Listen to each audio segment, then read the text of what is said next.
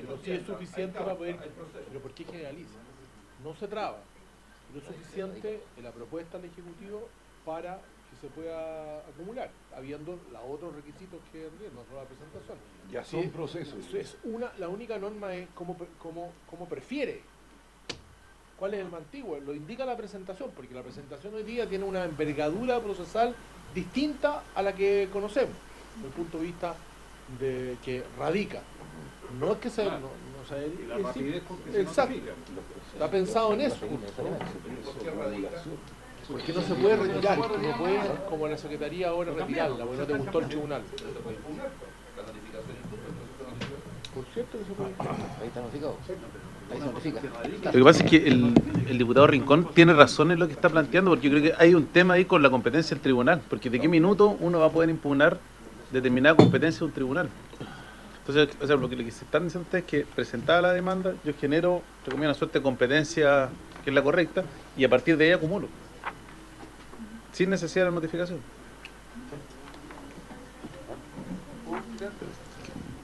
Sí, dale nomás. A ver, es que estamos tal vez confundiendo cosas, porque estamos, claro, porque ¿qué es lo que plantea el proyecto en definitiva? Lo que no queremos hoy día, ¿qué es lo que pasa hoy día? Que uno presenta la demanda en la Corte de Apelaciones y si no cae la demanda en el tribunal que uno le gusta, hay 20.000 martingalas y maniobras para retirarla, etcétera, etcétera, porque no radica. Lo que quiso el proyecto es evitar lo que se llama el forum shopping, ¿ya? Evitar el forum shopping. ¿Cómo se hace eso? Por la vía, sencillamente, decir, señor, presentaba la demanda y le cayó a usted, le correspondió el 23 juzgado civil, hasta ahí se queda. Salvo que aleguen la incompetencia. No, siempre van a poder alegar la incompetencia, y eso, ahí, perfecto. O sea, esa es la idea fundamental es esa, primero. Segundo, el punto de vista de la acumulación, es distinta la acumulación en los procesos escritos que los procesos orales. Porque los procesos escritos están diseñados con una cantidad de etapas procesales infinitas. En cambio, el proceso oral no. Por lo tanto, la acumulación debe producirse lo más tempranamente posible. Ojalá que el periodo de discusión se dé simultáneamente, en conjunto, que la audiencia preliminar sea de la misma forma. Porque si no se produce en este tipo de tramitación una situación compleja de resolver. Entonces, es razonable que si hay varias demandas presentadas, uno parta pidiendo la acumulación porque la carga procesal de notificarlo va a recaer en el tribunal. Por consiguiente, junto con acumular, el tribunal tendrá que disponer, señor, notifíquese todo conjuntamente. Lo que quiero decir con esto es que mientras más temprano evitemos el desgaste de la justicia por la vía de la acumulación, mejor desde el punto de vista del Estado y el interés de las partes. Ese es todo el tema, no es más que eso. Lo que pasa es que la acumulación, además de perseguir evitar la contradictoriedad entre las sentencias, persigue otro fin mucho más importante, que es evitar los gastos innecesarios y permitir una economía. Y poniendo un ejemplo, supongamos que se produce un accidente, que yo soy juez y me encuentro con 5 demandas que se han presentado por el mismo accidente en el tribunal. Si nosotros fuéramos puristas, tendríamos que decir, oiga, yo no puedo acumular mientras no se haya notificado la demanda, lo que significa que tendría que hacer 5 notificaciones. En cambio, si el tribunal, como está en la regulación, puede él decretar la acumulación, se tendría que efectuar una sola notificación con el ahorro de los costos y el tiempo que eso significaría para la gente. Es importante que la notificación ya no es un acto de la parte, un acto que determine qué parte es más diligente o no, sino que es una decisión del tribunal, lo mismo que pasa en los tribunales, en los juicios orales laborales. Un deber del tribunal. Ya no es quien tiene mejor receptor, nada. Entonces, eso cambia sustancialmente las cosas. Por eso que me parece que es mejor, simplemente como fecha de fijación, cuál es más antigua, el de la presentación, más clara. La notificación va a ser igual. ¿Cómo voy a determinar? Igual puede alegar que lo concurre no permite la acumulación siempre. ¿Y los traslados, cómo corren los plazos de 10 días si no hay notificación? A ver, puede que tampoco existe término de emplazamiento, a lo mejor, puede que yo esté diciendo algo errado, pero obviamente hay un emplazamiento, a lo mejor no término, pero sí emplazamiento. Si la persona está notificada, ¿cómo corre el plazo de traslado? Porque la acumulación es algo que puede ser 60, como está dateando aquí Pedro, inciso segundo. También el primero. Porque el tribunal admite a tramitación la solicitud de acumulación, podría no admitirla entonces. Al contrario, el tribunal admite. suspende la audiencia preliminar o sumarial y confiere traslado a todas las partes del proceso cuya acumulación se trata para que en términos de días formulen ante él sus observaciones. Y por lo tanto, esa sola notificación se entiende que es la notificación también de la demanda. Es la notificación de la solicitud de acumulación. ¿Y la notificación de la demanda? Es que después yo creo que el traslado, acuérdense, en ese momento, perdón, presidente, lo que pasa es que lo que se resuelve ahí en esa instancia es nada más que el incidente especial de acumulación. Una vez decidido o resuelto el incidente especial de acumulación, todos los procesos tienen que alcanzar el estadio del más antiguo. Por consiguiente, si no se ha contestado la demanda, tendrá que hacer el emplazamiento necesario para que los procesos más antiguos alcancen el estadio del más avanzado, que sí la tiene contestada. O sea, nunca va a poder avanzar asincrónicamente, digamos, el proceso. Se tiene que paralizar aquel que, por ejemplo, tenía la demanda contestada, ahí queda paralizado, hasta que los demás se les otorgue el plazo para contestar la demanda. Y solamente allí pueden seguir la tramitación conjunta, así lo entendería yo, digamos. Por un hecho, presidente, de concepto, sí. Lo que pasa es que, como estamos hablando que se confería traslado a todas las partes, o sea, aquí alguien se entiende parte cuando nunca ha sido notificado. Hay proceso cuando nunca ha habido notificación. Y tengo que entrar a incidentar cuando nunca he tenido demanda.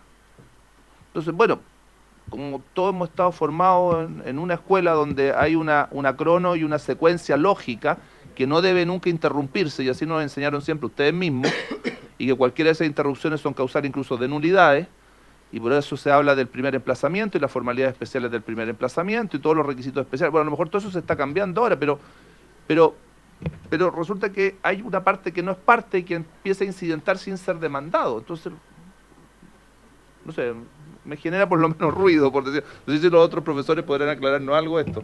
Diputado. Presidente, A ver. aclara, pedir la palabra. Bueno.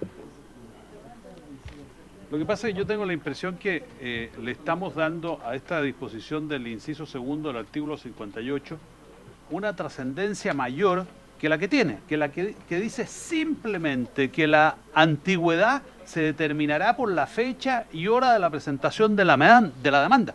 Había que elegir un mecanismo y me imagino que este es el que le pareció más natural, más razonable. Pero el proceso en sí, la forma en que se traba la litis y todo lo demás, sigue enteramente igual. Entonces, aquí lo único que está pretendiendo, según mi modesta interpretación, es sencillamente decir cómo se establece cuál es el proceso más antiguo para los efectos de la acumulación. Y nada más, yo por lo menos eso es lo que interpreto, y me gustaría que me corrigieran los profesores si estoy en lo correcto o no. Por su intermedio, señor presidente, una pregunta a los profesores redactores del proyecto, que es cómo, si no está notificada la causa, se va a determinar cuál es el proceso más antiguo donde se va a producir la erradicación. Porque si los demás titulares de acciones en las causas que tienen interés en la acumulación no están en conocimiento de una determinada causa, porque no ha sido notificada, se produce un problema práctico, pero a lo mejor me pueden aclarar esa duda. Gracias. Presidente. Bueno, la respuesta es lo que dice el diputado Luchanza. Acá se tomó una opción que alguien tenía que considerar un instante para determinar cuál es el proceso que estaba más avanzado. Acá se tomó la opción de la presentación. Ahora, la verdad es que uno no puede dramatizar tanto con el incidentar si es parte o no es parte, porque la verdad es que se dan una serie de situaciones en que los sujetos futuros demandados pueden intervenir.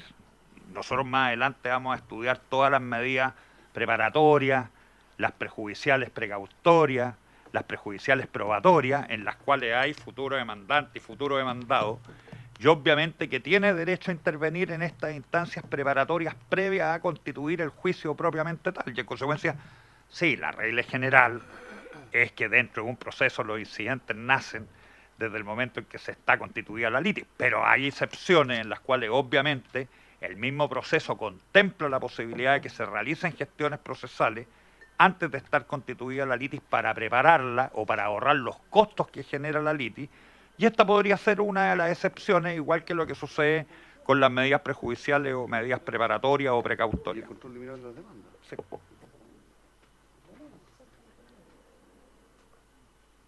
¿Estamos? ¿Su duda está resuelta? No mucho.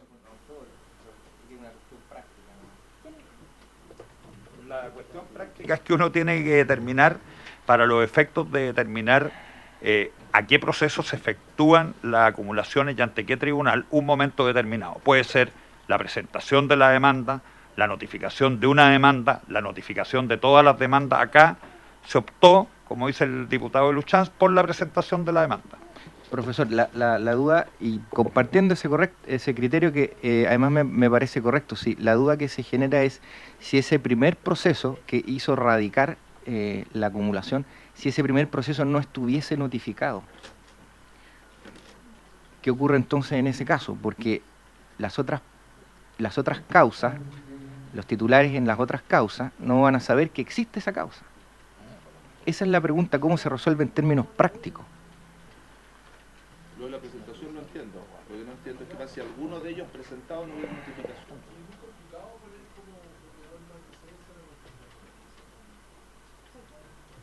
El tribunal donde se hubiera notificado primero la demanda.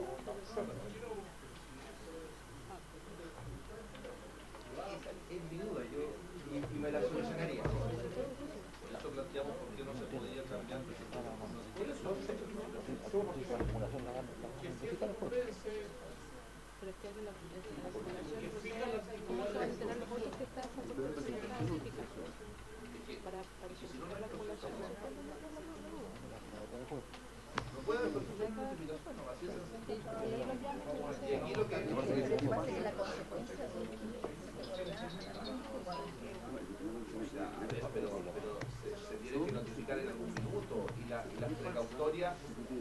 Estamos hablando de las prejudiciales, que tienen distintas características.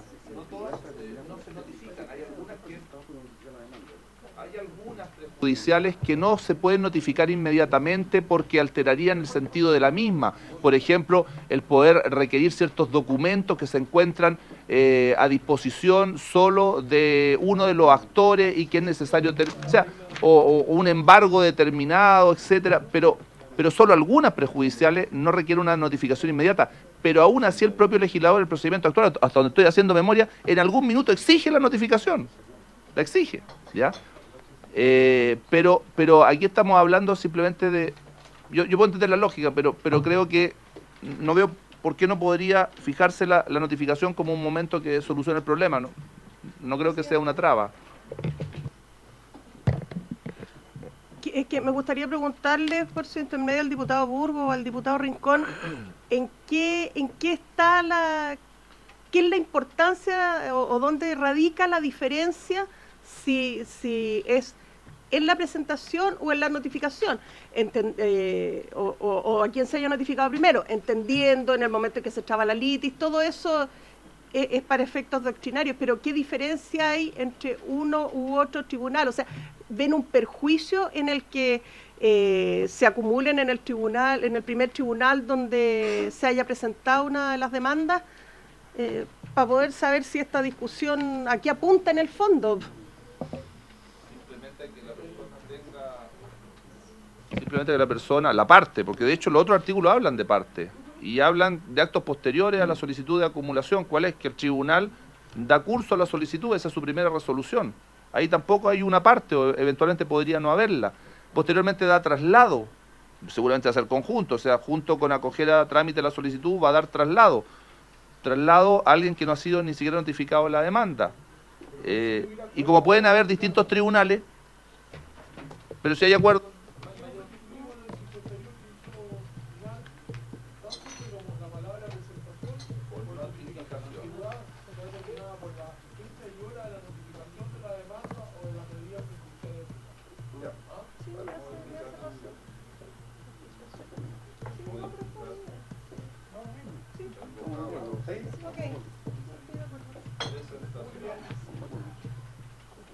Votemos.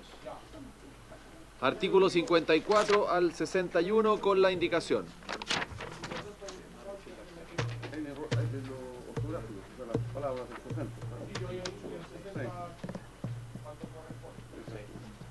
¿Eso está claro, la modificación del diputado Burgos? Tomemos la votación, si quieres.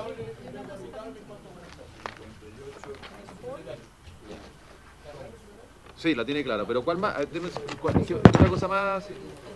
Segundo, el artículo 60, donde se señala al tribunal, la tercera frase debería ser por el tribunal. Dice primero, segundo. Segundo el artículo 60. Donde dice, cuando se tratara de la acumulación de procesos pendientes ante distintos tribunales, la resolución que confiere traslado se comunicará por el tribunal que la dictó a los tribunales ante los cuales. Ok. Ya, tenemos ese arreglo, el del diputado Burgo, la indicación de... Probablemente falta una coma. Artículo 59. Se agrega Rincón. Ministro. Probablemente falta una coma. Artículo 59. El artículo 59, inciso final. Perdón, segunda frase. Dice, cuando se trate de la acumulación de procesos pendientes ante estos tribunales, coma, en la solicitud que se deberá indicar. Ahí, cuando el señor secretario leyó, hizo el... Muy larga. La pausa. Estamos, votemos. ¿Todo junto? Pues. Y tenemos que justificar la pega.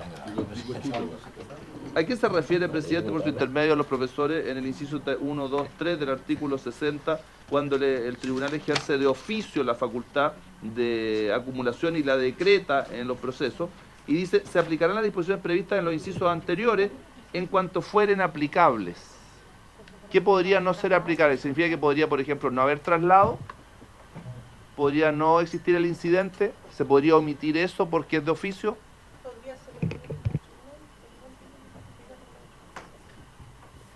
Ahí es donde debíamos correr, pero saque la frase. Es que no es que sea el mismo procedimiento, porque si no habría arbitrariedad, significa que cuando es de oficio es más laxa la acumulación y puede decir no hay traslado, no hay oposición de parte, simplemente acumula y se acabó. Saca la frase, saca la victoria y contestar a la y que no hay una frase.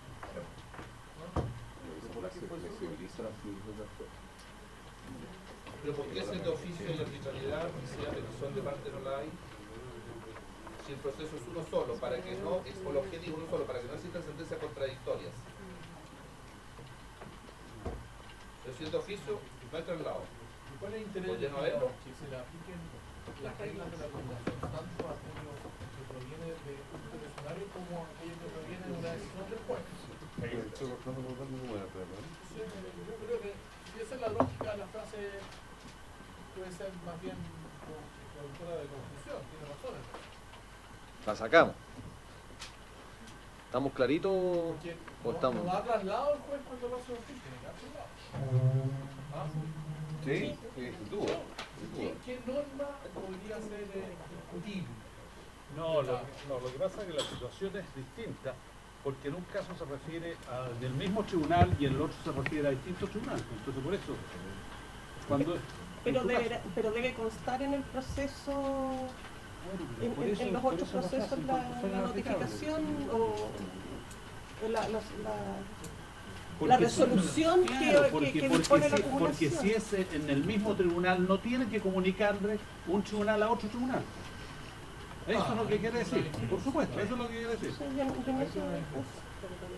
Ahí marca una diferencia, por eso es distinto lo que ocurre en el inciso segundo y en el inciso primero. Por lo tanto, por la historia fidedigna de la ley deberíamos entender solo como que lo único distinto es la comunicación entre tribunales. No, estoy poniendo un ejemplo ante la pregunta que usted formula. Me parece que solo esa es la diferencia, ¿no? Bueno, pueden ser más, pero ya con que exista una es suficiente. Eso ya justifica la frase. Cuando corresponde. Eso ya justifica la frase. Correcto. Ejecutivo, ¿tiene algún comentario respecto a lo que dijo el diputado Rincón?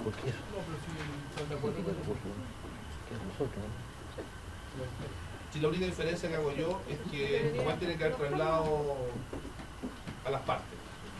Eso no está condicionado al corresponde. Si el corresponde está condicionado a la situación. A lo que aclaramos. Por eso es clave que para la historia de la ley el secretario. Claro. Pero podría uno quiere que por sí antecedente preguntarle a nadie. Exactamente. Pero la secretaría pondrá toda esta opiniones tanto los colegas Luchán como la mía que parece interpretar los profesores ante el silencio.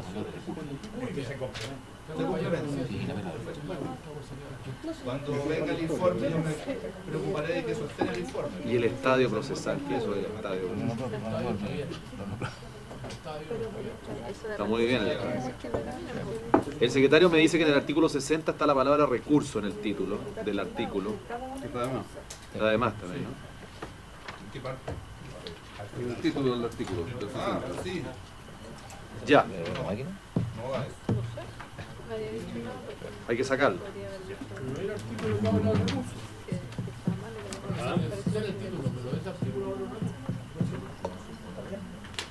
Porque la declara ni más ni menos que inapelable. Por eso. No hay recurso. Ah, tiene razón. Claro. También le decía ausencia. No recurso. ¿Estamos? Presidente, el artículo 59, el contenido de la solicitud es el con minúscula. ¿Cuál, perdón? ¿Dónde? Solicitud con minúscula, artículo 59 en encabezamiento. Ah, pues pasaremos por los Ya, con las observaciones que el secretario tiene todas a mano. ¿Corres o no? Claro, pues la indicación del artículo 58 de presentarán por notificarán. Presentación por notificación. Y después dice, La misma. y esta es otra, hasta el diputado Rincón. Ya. Entonces, votamos del artículo 54 al 61 con la indicación al artículo 58 y los arreglos varios que se han señalado. Formales. Todo junto, pónganlo. Con indicación incluida. Señor Araya. Señor Burgo. Señor Luchán. A favor. Señor Monker. A favor. Señor Rincón. Por favor. Señora Turres. A favor. Señor. ¿El diputado chileno? No, ahí va. 6 a favor. Unánime. Título 9. Disposiciones generales de los actos procesales. 58, ¿no? Vamos a leer el capítulo primero, que son 3 artículos, 62 al 64. Hay un comentario del señor Romero al título. ¿Va a despachar el presidente o no? ¿Qué despachamos? ¿Es el 52? Estaba esperando usted que lo haya- Ah, bueno, veámoslo al tiro. El artículo 52 lo habíamos dejado pendiente por una indicación que iba a presentar la señora Turre y el señor Meri, y que la firmó el diputado Araya, Rincón, Eluchans y el señor Burgo también. No lo fue. No le ofrecieron la indicación. Sí le ofrecí. Artículo 52, entonces. La leemos si quieren.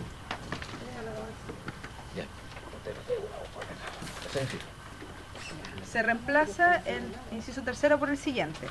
Si no mediare el nexo por razón del título o causa de pedir, el tribunal otorgará un plazo de 10 días para subsanar o corregir la demanda. De lo contrario, la declarará inadmisible.